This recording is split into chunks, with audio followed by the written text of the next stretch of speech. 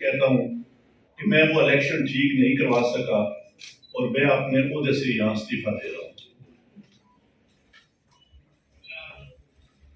میں نے جو اس الیکشن میں غلط کام کیا ہے، راولپنڈی کے 13 MNA کی سیٹیں جو ہاری ہوئی لوگوں کو ہم نے جتوایا ہے، لوگوں کی 70 ہزار کی لیڈ کو ہم نے ان کی شکست میں بدلا ہے، اور آج بھی ہمارے لوگ بیٹھ کے جیلی مورے لگا رہے ہیں۔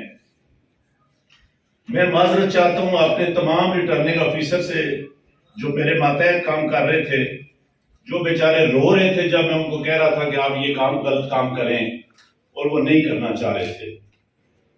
میں نے اس ملک کے یا اس ڈویژن کے ساتھ جو غلط کام کیا ہے، مجھے راولپنڈی کے کچہری چوک سوشل میڈیا کا اور اوورسیز پاکستانی اتنا پریشر تھا کہ میں نے آج صبح کی نماز کے بعد ایک دفعہ میں نے خودکشی کرنے کی کوشش کی ہے، لیکن پھر میں نے سوچا کہ میں نے کیوں نہ یہ ساری چیزیں عوام کے پاس رکھوں، میں خود کیوں حرام کی موت مروں اور میں یہ ساری چیزیں عوام کے سامنے کیوں نہ رکھوں۔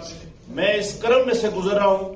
میری تمام بیوروکریسی سے گزارش ہے کہ آپ نے ان سیاسی لوگوں کے لیے جو مختلف شیروانیاں سوا کے منسٹر بننے کو پھر رہے ہیں، ان کے لیے کوئی غلط کام نہ کریں۔ ہم لوگ یہ کام برداشت جو اورل چیز ہے وہ تو سامنے نہیں آ سکتی نا۔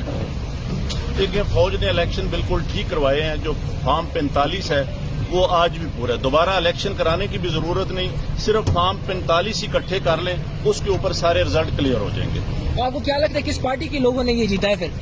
کمشنر صاحب یہ بتائیے گا جو RO نے ریزلٹس روکے تھے، کیا اس میں باضابطگیاں ہوئی ہے؟ کیا کہیں گے آپ؟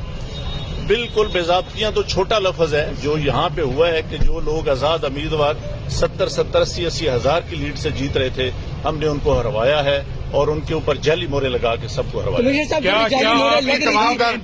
آپ نے کسی سے کہا کہ یہ سب کچھ ہو رہا ہے، غلط ہو رہا ہے، اس کو روکا جائے؟ دیکھیں، میں یہ ساری اس غلط کاری کی ذمہ داری اپنے اوپر لے رہا ہوں، اور ساتھ آپ کو بتا رہا ہوں کہ جو چیف الیکشن کمشنر ہے، جو چیف جسٹس ہے، وہ بھی اس کام میں پورے شریک ہیں۔ کس کے کہنے پہ سب کچھ ہوتا رہا؟ یہ اتنا سب کچھ ہوا، آخر کس کے کہنے پہ آپ کے اوپر کوئی دباؤ تھا؟ کس نے ایسا کیا؟ میرے اوپر کوئی دباؤ نہیں ہے۔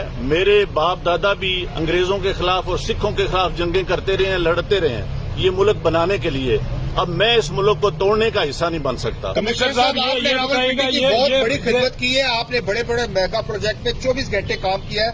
یہ بتائیے گا کہ آپ کو کمشنر چیف الیکشن کمیشن دباؤ میں لا رہا تھا کہ یہ کریں سارے کام، لوگ جیتوں کو آپ نے ہرایا، آپ کو نیند کیسے آتی رہی؟ کس طرح آپ کا ضمیر جاگ گیا؟ دیکھیں، میں نے راولپنڈی کے لیے 16 گھنٹے کام کیا ہے۔ میں نے یہاں رنگ روڈ بنایا ہے، ددوچا ڈیم بنایا ہے، ہولی فیملی ہاسپٹل بنایا ہے، جم خانہ بنایا ہے، میں نے لاری اڈے بنائے ہیں، مزدوروں کے لیے سینٹر بنائے ہیں، منشیات کے اڈے سینٹر بنائے ہیں۔